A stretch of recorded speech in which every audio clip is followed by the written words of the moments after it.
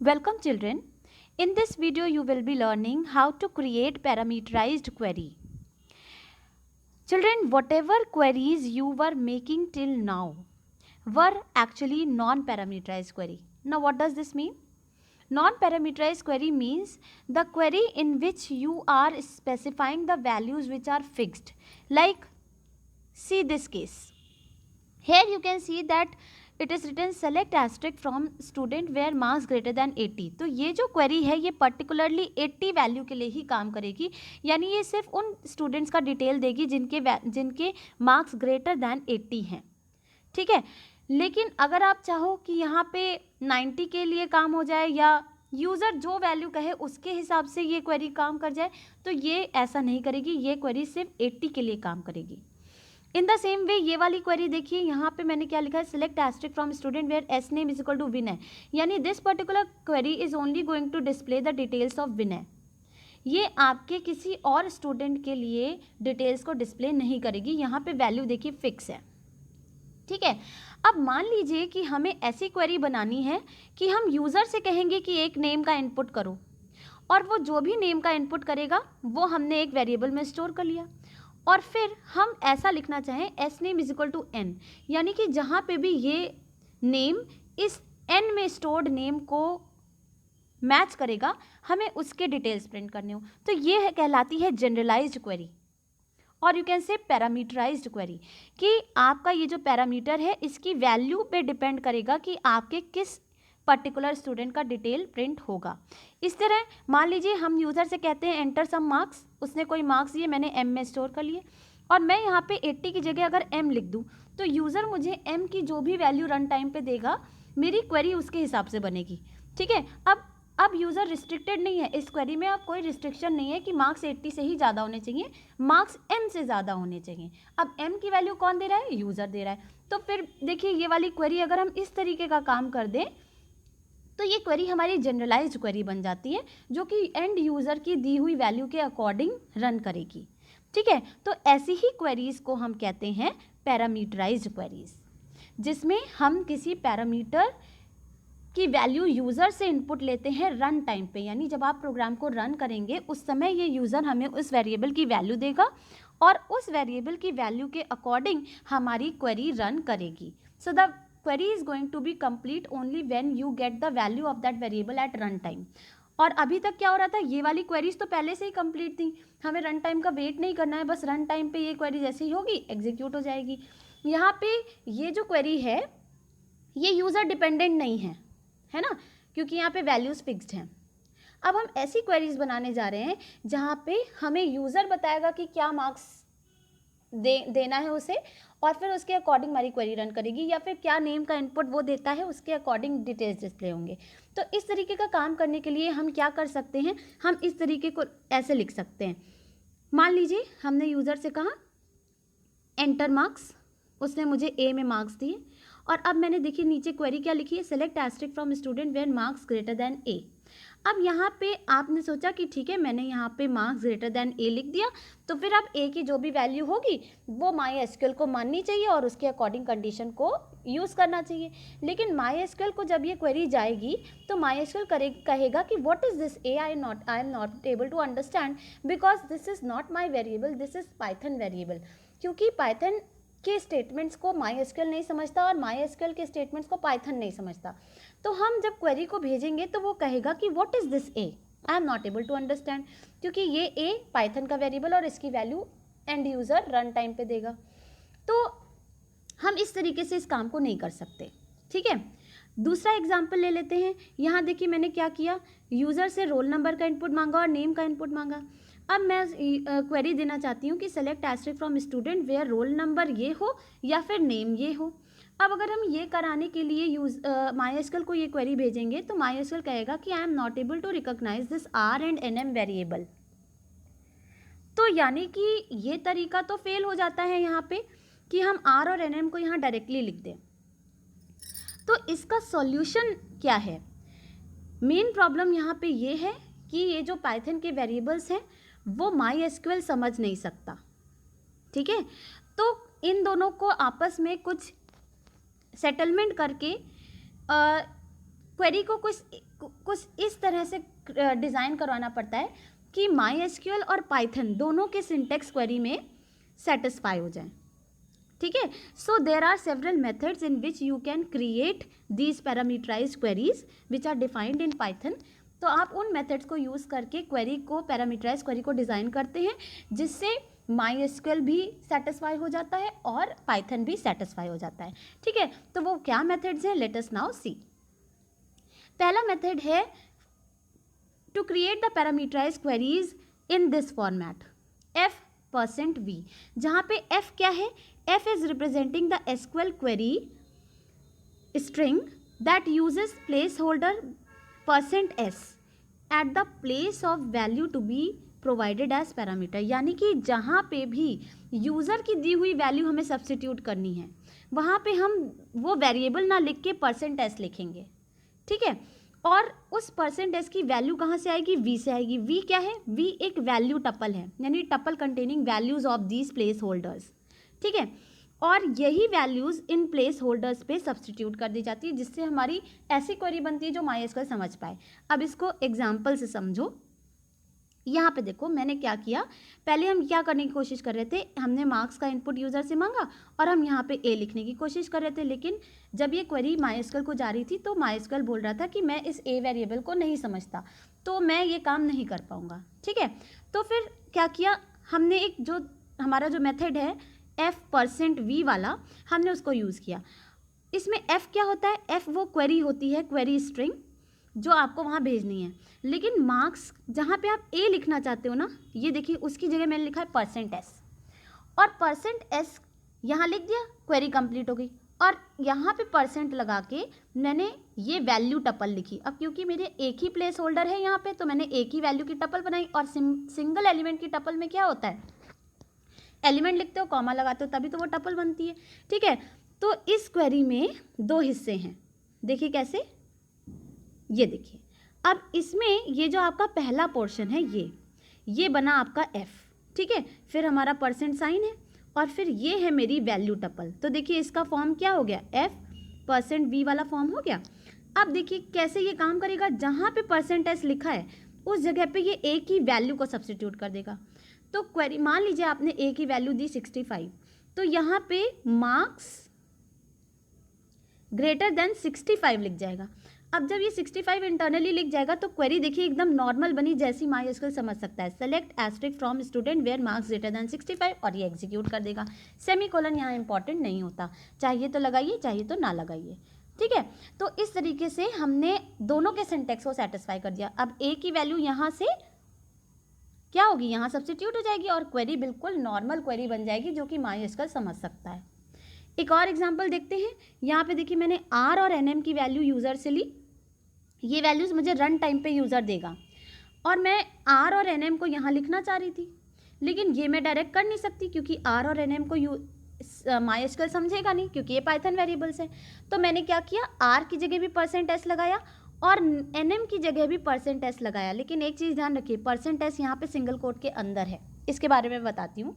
अब देखिए मैंने दोनों जगह जहाँ पे मुझे ये वेरिएबल्स लिखने थे, मैंने दोनों जगह %s लिख दिया। अब इसका मतलब ये होगा कि ये जो वैल्यू टपल है ना, इसमें मुझे दो वैल्यू देनी पड़ेंगी। पहली वैल्यू जो हम देंगे वो मिलेगी पहले %s को, और दूसरी वैल्यू मिलेगी दूसरे %s को। अब यहाँ पे एक चीज़ देखिए, s नेम एक स्ट्रिंग वैल्यू थी, तो जब भी स्ट्रिंग वैल्यू होगी तो ये जो %s है उसको हमें सिंगल कोट के अंदर देना पड़ेगा, ठीक है। तो ये याद रखिए कि the parameter to be, if the parameter to be substituted is of string type, then you have to enclose this %s within single quotes, whereas in case of numeric values आपको ये single quote लगाने की ज़रूरत नहीं है। तो इस method में याद रखिएगा कि आप प्लेस होल्डर लिख रहे हैं, आपने प्लेस होल्डर लिखा, यहाँ भी लिखा और यहाँ भी लिखा, लेकिन रोल नंबर इंटीजर था तो प्लेस होल्डर में सिंगल कोट नहीं लगाए, लेकिन ये स्ट्रिंग थी तो देखिए प्लेस होल्डर में सिंगल कोट लगाए। अब देखिए ये जो ग्रीन कलर का ए लिखा है ये मिल जाएगा इसको, मैंने कलरफुल आपको शो किया ताकि आपको समझना आसान रहे, और nm की वैल्यू मिल जाएगी यहाँ। तो आपकी फाइनली क्वेरी क्या बन जाएगी, roll number is equal to, मान लीजिए ए की वैल्यू 6 दे दी और nm की वैल्यू दे दी विनय, ठीक है। तो roll number is equal to 6 लिख जाएगा और S name is equal to Vinay लिख जाएगा। लेकिन ये विनय की वैल्यू सिंगल कोट के अंदर आ जाएगी, क्योंकि वैल्यू आप सिंगल कोट के साथ देते हैं ना, इसलिए %s की जगह nm की वैल्यू आएगी और सिंगल कोट ये जो आपने लगा रखे हैं वो वाले ले लेगा। तो इस तरीके से आपका ये बनता है, ठीक है।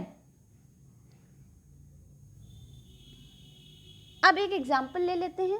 यहाँ एग्जाम्पल में देखिए, display all the information about those students who have secured marks greater then the marks input by user. अब देखिए मैंने एक क्वेश्चन लिया है, तो यूज़र मुझे मार्क्स देगा और उस मार्क्स से ज़्यादा सिक्योर करने वाले स्टूडेंट्स का हमें इन्फॉर्मेशन डिस्प्ले करनी है। तो हमने देखिए क्या किया, हमने वेरिएबल में मार्क्स का इनपुट किया और यहाँ पे वैसे ही f% वाली मेथड को यूज़ करके मैंने यहाँ पे क्वेरी को क्रिएट किया है।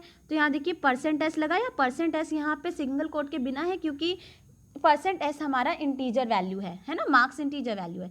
तो यहाँ पे सिंगल वैल्यू की टपल है, सिंगल एलिमेंट की टपल है, इसलिए a कॉमा लिखा, a में मार्क्स है। अब ये मार्क्स जो है यहाँ पे सब्सटीट्यूट हो जाएंगे और आपका काम हो जाएगा। तो अब देखिए इसको रन करें अगर, तो मैंने यहाँ देखिए क्या किया है, सबसे पहले पैकेज इंपोर्ट किया, फिर कनेक्शन इस्टेब्लिश किया और उसके बाद कर्सर ऑब्जेक्ट क्रिएट किया, यूज़र से मार्क्स मांगा और ये मार्क्स मैंने ये देखिए क्वेरी स्ट्रिंग अलग से बना ली है। एग्जीक्यूट के अंदर ना लिख के मैंने एक स्ट्रिंग वेरिएबल में इसको स्टोर करके रखा है, बिल्कुल वही स्टेटमेंट लिखा है और a की वैल्यू देखिए %s की जगह सब्सटीट्यूट हो जाएगी और आपका क्वेरी एग्जीक्यूट होके CR में रिजल्ट आ गया। अब मैंने CR में से फेच ऑल फंक्शन यूज़ करके सारी रोज़ एक्सट्रैक्ट कर ली और फिर उसको एक आइटरेबल की तरह यूज़ करके हर रोज़ को प्रिंट करा दिया। तो देखिए कौन कौन सी रोज़ आएंगी जिसमें मार्क्स ग्रेटर देन a होगा। अब देखिए मैंने मार्क्स की वैल्यू दी 80 दी, तो मेरी क्वेरी देखो क्या बनी, मैंने CR को प्रिंट इसीलिए कराया ताकि आपको पता चले कि क्वेरी बनी क्या, अल्टीमेटली SQL को कौन सी क्वेरी गई, है ना। तो यहाँ पे देखिए मैंने 80 दिया ना, तो %s की जगह a की वैल्यू 80 थी, 80 सब्सटीट्यूट हो गई और जिसके मार्क्स 80 से ज़्यादा हैं, जैसे 96, ठीक है, 84, 92, तो इन तीन की ज़्यादा है, तो देखिए इन तीनों का डिटेल हमारा यहाँ पे प्रिंट हो गया। हम कैसे फैच करते हैं, कैसे उसको एक्सट्रैक्ट करते हैं, ये सब आपको मैं ऑलरेडी एक वीडियो में बता चुकी हूँ। Fetch many, fetch one, fetch all, ये फंक्शंस मैं ऑलरेडी आपको एक्सप्लेन कर चुकी हूँ। तो if you have not seen that video, go through it, you will be able to understand.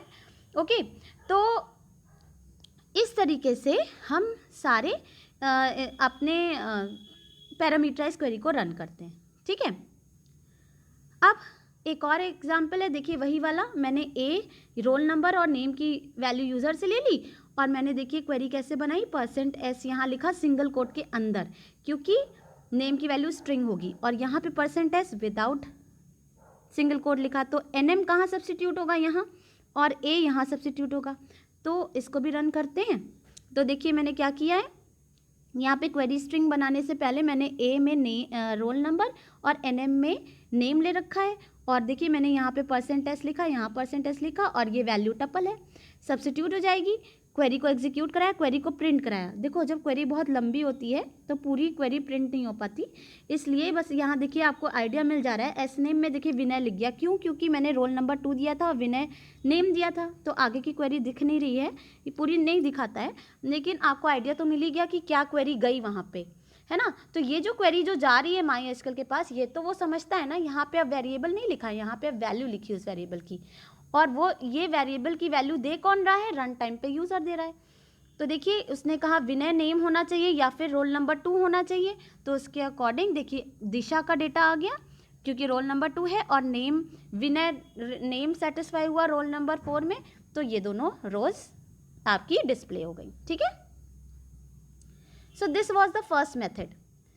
Second method बिल्कुल यही मेथड है, लेकिन बस एक डिफरेंस है कि ये another form of execute function है। एग्जीक्यूट फंक्शन का एक और सिंटेक्स होता है जिसमें आप सिर्फ क्वेरी स्ट्रिंग नहीं भेजते, वैल्यू टपल भी भेजते हैं। अब जो भी वैल्यू टपल की वैल्यूज़ यहाँ होती हैं, यहाँ पे आप उसी तरह जैसे कि f% वाले में आप %s लगाते थे और %s की जगह आपकी वैल्यू टपल की वैल्यू सब्सटीट्यूट हो जाती थी, वैसे ही यहाँ पे अब आपको %v ना लिख के कॉमा लगा के वैल्यू टपल दे देनी होती है। तो अब यहाँ एग्जाम्पल देखिए, select asterisk from student where S name is equal to %s, ये हो गई मेरी क्वेरी स्ट्रिंग, ठीक है। पैरामीटराइज क्वेरी स्ट्रिंग जिसमें %s वहाँ लगा होगा जहाँ पे यूज़र का वेरिएबल सब्सटीट्यूट किया जाएगा, ठीक है। और नितिन इसकी वैल्यू थी, तो ये नितिन कहाँ पे सब्सटीट्यूट होगा, इस %s की जगह। तो क्वेरी बन जाएगी select asterisk from student where S name is equal to Nitin, और हमारी क्वेरी एग्जीक्यूट हो जाएगी। अब यहाँ पे एक चीज़ ध्यान दीजिए, यहाँ पे नितिन स्ट्रिंग वैल्यू थी तब भी %s में सिंगल कोट नहीं लगाया, तो ये डिफरेंस है कि in this method %s code for string type parameter need not be enclose with in codes. तो इस मेथड में आपको %s को सिंगल कोट्स के अंदर एनक्लोज नहीं करना है। अगर आपको आपकी वो वैल्यू स्ट्रिंग टाइप की है तो भी आपको उसको बिना सिंगल कोट के लिखना है। पहले मेथड में सिंगल कोट आता था अगर स्ट्रिंग पैरामीटर होता था, लेकिन यहाँ पे ऐसा कुछ नहीं है, न्यूमरिक हो चाहे स्ट्रिंग हो, आपका सिंगल कोट %s में नहीं लगेगा, ठीक है। एग्जाम्पल देखिए, display the details of student whose name is entered by user. तो यूज़र जो नेम देगा उसके डिटेल प्रिंट करने हैं। तो यहाँ देखिए मैंने कैसे क्वेरी को रन किया, मैंने नेम मांगा यूज़र से और एग्जीक्यूट फंक्शन के अंदर दो चीज़ें पास की। पहली तो ये क्वेरी स्ट्रिंग हो गई और ये हो गई वैल्यू टपल। तो query string comma value tuple, tuple में एक एलिमेंट था इसलिए कॉमा भी लगाए, एनएम की वैल्यू यहाँ सब्स्टिट्यूट हो जाएगी और क्वेरी आपकी एग्जीक्यूट हो जाएगी। तो देखिए यहाँ पे देखिए मुझसे सिस्टम ने कहा कि एंटर नेम, मैंने नेम नितिन दिया। तो देखिए select asterisk from student where name is equal to Nitin, ये क्वेरी एग्जीक्यूट हुई और देखिए नितिन का डिटेल आपके सामने आ गया। अब आप यहाँ पे कोई भी नाम दीजिए, सपोज आपने अमन दे दिया तो अमन यहाँ पे सब्स्टिट्यूट होगा तो अमन के डिटेल प्रिंट होंगे। तो यूज़र रन टाइम पे जो नेम देगा उसके अकॉर्डिंग यहाँ पे रिजल्ट आएगा। तो यहाँ पे देखिए जनरलाइज क्वेरी है, यूज़र जो वैल्यू देगा उसके लिए ये क्वेरी फिट हो जाएगी। लेकिन आपने अगर लिख दिया विनय तो फिर ये विनय के लिए ही हमेशा काम करेगी। ये फायदा है पैरामीटराइज क्वेरी का। थर्ड मेथड क्या होता है, थर्ड मेथड हमारा मॉडर्न मेथड है। वो ये दोनों ट्रेडिशनल मेथड्स थे जो आपने अभी तक पढ़े। फॉर्मेट फंक्शन एक दिया है हमें पाइथन ने, और ये जो फंक्शन होता है ये स्ट्रिंग का फंक्शन होता है। मतलब स्ट्रिंग आप जानते हैं, स्ट्रिंग के बहुत सारे फंक्शंस हैं, तो उसमें से एक फंक्शन है फॉर्मेट फंक्शन, जिसमें जो काम वहाँ %s कर रहा था वो काम यहाँ पे कर्ली ब्रेस करता है, ओपनिंग क्लोजिंग कर्ली ब्रेस, कोई स्पेस नहीं होगी इनके बीच में, ठीक है, बस ओपन करिए क्लोज करिए। तो जो काम वहाँ पे %s का था बस वही काम यहाँ पे प्लेस होल्डर ये है, ये ना होके ये है, ठीक है। और जो भी जहाँ जहाँ आप ये लगाते हो वहाँ पे यूज़र की वैल्यू सब्स्टिट्यूट की जाती है, ठीक है। अब और ये जो इस फंक्शन के जो आर्ग्यूमेंट्स होते हैं, मतलब जो वैल्यूज़ आप इस फंक्शन को कॉल करते समय भेजेंगे वो इन जगह इस प्लेस होल्डर पे सब्स्टिट्यूट होगी। तो यानी कि ये प्लेस होल्डर के साथ आप क्वेरी बनाएंगे और इस प्लेस होल्डर पे कौन सी वैल्यू सब्स्टिट्यूट होंगी जो आप यहाँ से भेजेंगे। तो एग्जाम्पल से देखते हैं। लेकिन एक चीज़, ये जो हमारा फॉर्मेट फंक्शन है इसको हम दो तरीके से आर्ग्यूमेंट्स भेज सकते हैं। आप जानते हो किसी भी फंक्शन में हम आर्ग्यूमेंट पोजिशनल आर्ग्यूमेंट भी रख सकते हैं, कीवर्ड आर्ग्यूमेंट भी रख सकते हैं। अगर पोजिशनल आर्ग्यूमेंट रखेंगे तो पोजिशन वाइज आर्ग्यूमेंट सब्स्टिट्यूट होंगे, यानी पहली वैल्यू पहले पैरामीटर को मिलेगी, दूसरी वैल्यू दूसरे पैरामीटर को मिलेगी, तीसरी वैल्यू तीसरे पैरामीटर को मिलेगी, क्योंकि पोजीशन वाइज चलेगा, ठीक है। तो पोजिशनल आर्ग्यूमेंट्स के केस में हमारी जो वैल्यूज़ हैं वो प्लेस होल्डर्स में ऑर्डर वाइज सब्स्टिट्यूट होती हैं। लेकिन अगर कीवर्ड आर्ग्यूमेंट्स है तो आप जानते हो कीवर्ड आर्ग्यूमेंट्स में हम पैरामीटर का नेम लेते हैं और तब वैल्यू देते हैं। तो अगर नेम के साथ वैल्यू दोगे तो उसको मालूम है कि ये वैल्यू किस पैरामीटर की है, तो ऑर्डर से कोई फर्क नहीं पड़ेगा, ठीक है। तो ये depending upon what kind of argument you are using in the format function, हमारे ये काम दो तरीके से हो सकता है। तो अगर पोजिशनल की बात करें, सिंटेक्स क्या होगा, एसक्यूएल क्वेरी स्ट्रिंग लिखोगे, अपनी क्वेरी स्ट्रिंग जिसमें जहाँ जहाँ वैल्यू सब्स्टिट्यूट होनी है वहाँ पे ये प्लेस होल्डर होगा कर्ली ब्रेस वाला। और मान लीजिए 3 कर्ली ब्रेस हैं तो 3 वैल्यूज़ आपको यहाँ पे भेजनी पड़ेंगी फॉर्मेट फंक्शन के अंदर। पहली वैल्यू पहले प्लेस होल्डर को जाएगी, दूसरी वैल्यू दूसरे प्लेस होल्डर को, तीसरी वैल्यू तीसरे प्लेस होल्डर को, ठीक है। इस तरीके से इसको यूज़ करते हैं। एग्जाम्पल देख लेते हैं। देखिए format function with positional arguments, name और रोल नंबर डिस्प्ले करना है उन स्टूडेंट्स का जिन्होंने 80 मार्क्स से ज़्यादा सिक्योर किए हैं। तो यहाँ पे 3 प्लेस होल्डर्स हैं, नेम और रोल नंबर मुझे डिस्प्ले करना है, ठीक है, और मार्क्स ग्रेटर देन 80 चाहिए। तो देखिए मैंने 3 प्लेस होल्डर लगा दिए। अब 0 प्लेस होल्डर को मिलेगा एस नेम, 1 प्लेस होल्डर को मिलेगा RNO और थर्ड प्लेस होल्डर को मिलेगा 80। तो क्वेरी हमारी क्या बन जाएगी, select S name comma RNO from student where marks greater than 80। ठीक है, अब यहाँ पे चाहो तो आप यूज़र की ली हुई वैल्यू भी डाल सकते हो, जो भी वैल्यू यहाँ डालोगे उतना ग्रेटर देन मार्क्स लिख जाएगा। ठीक है, इसको रन करते हैं। देखिए मैंने क्या किया, क्वेरी देखिए, सिर्फ बाकी मेथड बिल्कुल सेम है। मैंने एग्जीक्यूट फंक्शन में लिखा सेलेक्ट कर्ली ब्रेस यानी ये पहला प्लेस होल्डर है, ये दूसरा प्लेस होल्डर, ये तीसरा प्लेस होल्डर है। अब एक चीज़ याद रखो, यहाँ पे जो नंबर लिखते हैं वो होता है 0 1 2 इस तरह होते हैं। आप इन नंबर्स को गायब भी कर सकते हो। देखिए मैंने यहाँ पे जब लिखा था तो देखिए 0 लिखा है इसके अंदर, 1 लिखा है और 2 सॉरी यहाँ 2 होगा, 2 लिखा है।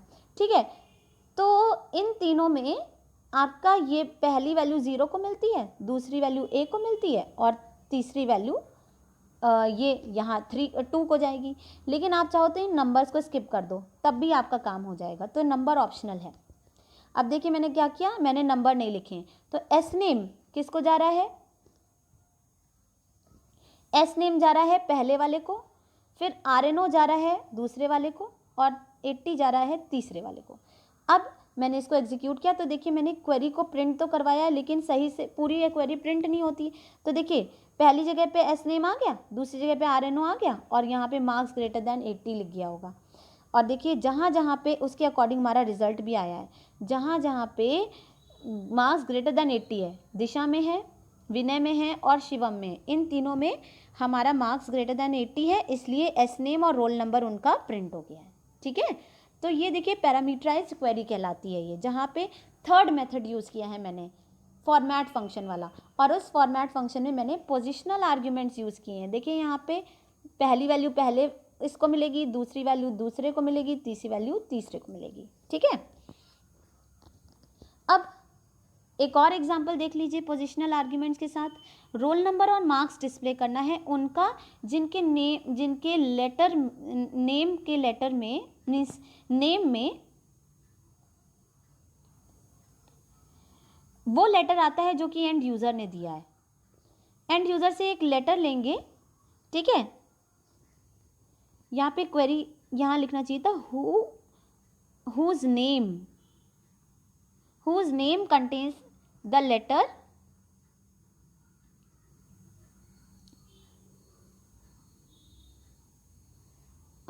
थोड़ा सा यहाँ पे स्लाइड में गलती हो गई है।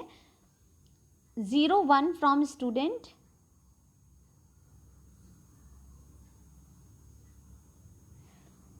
देखिए इस एग्जाम्पल को छोड़ दो, this particular example you can leave it. मैंने इसको प्रॉपरली कहाँ सॉल्व किया है, लीव दिस वन। ये मेरा क्वेश्चन है, अब इसका आंसर आप देखिए क्या है। यहाँ देखिए सबसे पहले मैंने यूज़र से कहा एक कैरेक्टर दे दो, क्योंकि जो कैरेक्टर यूज़र देगा जिस के नेम में वो कैरेक्टर आ रहा है, मान लीजिए यूज़र कहता है P, तो जिस के नेम पे P आएगा सिर्फ उन्हीं का रोल नंबर और मार्क्स डिस्प्ले होगा। मैंने यूज़र से रोल ये मांगा, कैरेक्टर मांगा, और देखिए मैंने 3 प्लेस होल्डर लगाए हैं 0 1 एंड 2। तो 0 की जगह आएगा RNO, 1 की जगह आएगा मार्क्स। ठीक है, याद रखिए जब आप कॉलम नेम यहाँ देते हैं तो कॉलम नेम में तो सिंगल कोट लगता नहीं, इसलिए यहाँ पे प्लेस होल्डर पे सिंगल कोट नहीं लगा है। अगर स्ट्रिंग वैल्यू होगी तो सिंगल कोट लगता है, लेकिन ये रोल नंबर और मार्क्स तो कॉलम के नेम है ना, इसलिए यहाँ पे विदाउट कोट्स लिखे जाते हैं। और यहाँ पे देखिए हमें यहाँ पैटर्न लिखना है, तो पैटर्न मैंने क्या लिखा, %A%। अब A की वैल्यू यहाँ सब्सटीट्यूट होगी, मान लीजिए उसने कहा P, तो जहाँ जहाँ पे P आ रहा होगा नेम में बस तभी आपका रोल नंबर और मार्क्स डिस्प्ले होगा। ठीक है, तो अकॉर्डिंग टू दिस देखिए मैंने कैरेक्टर क्या दिया M, तो जिसके नेम में M आ रहा होगा बस उन्हीं का रोल नंबर और मार्क्स प्रिंट होगा। तो M देखिए अमन में आ रहा है और शिवम में आ रहा है और स्मृति में आ रहा है, तो देखिए इन्हीं के मार्क्स और रोल नंबर डिस्प्ले हुए हैं। ठीक है, so you can just leave this query, ये कॉपी पेस्ट करने में गलत हो गया है। ठीक है, ये क्वेरी गलत लिखी है, लेकिन सही क्वेरी किधर लिखी है, यहाँ देखिए कोड में जो मैंने रन किया है। ठीक है ना, तो ये क्वेरी हमारी बनेगी। अब फॉर्मेट ही फंक्शन है लेकिन कीवर्ड या नेम्ड आर्ग्यूमेंट्स के साथ है। तो इसमें कुछ नहीं करना होता। जैसे आप वहाँ 01 लिख रहे होते ना, वहाँ यहाँ पे आपको एक नाम दे देना होता है प्लेस होल्डर का। प्लेस होल्डर का नाम दे दिया, और जब वैल्यू पास कर रहे हैं तो प्लेस होल्डर के नाम से वैल्यू पास कर रहे हैं। तो अपर लिमिट की वैल्यू मिलेगी 2 को और LW की वैल्यू मिलेगी 1 को। ठीक है, तो ये आपकी क्वेरी बन जाएगी। इन्होंने कहा था ना कि उनके नेम्स डिस्प्ले करो जिनके मार्क्स उस रेंज में लाई करते हैं जो रेंज यूज़र ने दी। तो हमने यूज़र से अपर लिमिट लोअर लिमिट दोनों मांग लिया और बिटवीन ऑपरेटर लगा दिया, मार्क्स बिटवीन। ठीक है, यही तो होगी ना, where marks between this and this. तो मार्क्स में जो लोअर लिमिट है वो मैंने 1 को दे दी। ठीक है, और अपर लिमिट मैंने 2 को दे दी। किसी भी ऑर्डर में दे सकते हैं क्योंकि कीवर्ड आर्ग्यूमेंट्स हैं। ठीक, बस वैल्यू सही मिलनी चाहिए। तो आपकी क्वेरी क्या बन जाएगी, अपर लिमिट की वैल्यू यहाँ आ जाएगी और मीन्स यहाँ आ जाएगी, सॉरी, अपर लिमिट की वैल्यू यहाँ आ जाएगी और लोअर लिमिट की वैल्यू यहाँ आ जाएगी। आपकी क्वेरी कंप्लीट हो जाएगी और आपका एग्जीक्यूशन हो जाएगा। इसको रन करते हैं। ये देखिए, मैंने यहाँ पे वही क्वेरी लिखी है, यूज़र से अपर लिमिट मांगी है, लोअर लिमिट मांगी है। अपर लिमिट, जहाँ पे लोअर लिमिट लिखनी थी वहाँ मैंने प्लेस होल्डर का नाम 1 रखा है और जहाँ अपर लिमिट लिखनी थी वहाँ प्लेस होल्डर का नाम 2 रखा है। ठीक है, अब 2 को वैल्यू दे दी UL की और 1 को वैल्यू दे दी LW की। तो LW की वैल्यू यहाँ सब्स्टिट्यूट हो जाएगी और UL की वैल्यू यहाँ सब्स्टिट्यूट हो जाएगी। क्वेरी आपकी कंप्लीट हो जाएगी। तो मैंने देखिए अपर लिमिट की वैल्यू क्या दी, 80 दी, लोअर लिमिट की वैल्यू 30 दी। तो यहाँ पे 1 की जगह 30 आ जाएगा और 2 की जगह 80 आ जाएगा। अब जिसके भी मार्क्स 30 to 80 के बीच में होंगे आपके उसकी रिकॉर्ड्स CR में आएंगे और फिर आपने CR को प्रोसेस कर लिया है फैच ऑल करके, है ना। तो देखिए 30 से 80 के बीच में मार्क्स किसके किसके हैं, ये है। ठीक है, 56, फिर 96 नहीं है, 79 है। ठीक है, फिर 84 नहीं है, 92 नहीं है, 65 है। तो देखिए अमन, नितिन और स्मृति, इन तीनों का नाम आया ना। और देखिए ये टपल रिटर्न कर रहा है, टपल सिंगल एलिमेंट की है इसलिए यहाँ पे कॉमा भी लगा है। ठीक है, कि एक ही कॉलम डिस्प्ले करवा रहे हो ना, तो एक कॉलम की टपल जब बनेगी तो वो सिंगल एलिमेंट की होगी, इसलिए यहाँ पे कॉमा लगा है। तो इस तरीके से हम अपनी पैरामीटराइज क्वेरीज को रन करते हैं। तो अब की बार ये देखिए, ये जो क्वेरी है वो जनरलाइज्ड क्वेरी है जिसकी वैल्यू यूज़र रन टाइम पे दे रहा है, तब ये क्वेरी कंप्लीट हो रही है और तब ये प्रॉपर सिंटेक्स में वहाँ जा रही है MySQL को। तो MySQL भी समझेगा और जो हमारा पर्पस था कि यूज़र के वेरिएबल्स को हम क्वेरी में लिखवाएंगे वो भी सॉल्व हो गया। तो ये 4 मेथड हैं। पहला f% वाला, दूसरा एग्जीक्यूट फंक्शन का सेकेंड फॉर्म जिसमें आप SQL क्वेरी देते हैं और वैल्यू टपल देते हैं। तीसरा हमारा है फॉर्मेट फंक्शन जिसके 2 फॉर्म्स आपने देखे, एक में हमने पोजिशनल आर्ग्यूमेंट यूज़ किया और दूसरे में हमने कीवर्ड आर्ग्यूमेंट्स यूज़ करके वैल्यू को दिया है। ठीक है, एक चीज़ याद रखिएगा कि f%v एंड फॉर्मेट फंक्शन के दोनों फॉर्म्स, इन तीनों मेथड में स्ट्रिंग पैरामीटर होने पे सिंगल कोट प्लेस होल्डर पे लगते हैं। लेकिन जो सेकेंड मेथड था एग्जीक्यूट का, वो फॉर्म जिसमें आप SQL क्वेरी भी देते हैं और वैल्यू टपल भी देते हैं, यानी कि देखिए ये वाला फॉर्म, दिस पर्टिकुलर फॉर्म, इसमें अगर स्ट्रिंग पैरामीटर है तो इसमें सिंगल कोट नहीं लगते। लेकिन बाकी तीनों मेथड में, यानी कि इस मेथड में f%v वाले में, मैं लिख देती हूँ, f%v वाले में और फॉर्मेट फंक्शन का दोनों फॉर्म्स, चाहे कीवर्ड आर्ग्यूमेंट्स हो चाहे पोजिशनल आर्ग्यूमेंट्स हो, दोनों में ही आपका स्ट्रिंग पैरामीटर पे सिंगल कोट लगता है। तो इन तीनों में लगेगा, लेकिन एग्जीक्यूट फंक्शन की सेकेंड फॉर्म यानी जो सेकेंड मेथड है उसमें हमारा सिंगल कोट नहीं लगेगा स्ट्रिंग पैरामीटर के लिए। So this was all about parameterised queries. I hope you all must have understood the methods. If you have any confusion, you can write it in the comment section. So thank you so much. Okay, so if you have any confusion, you can ask me. Thank you so much.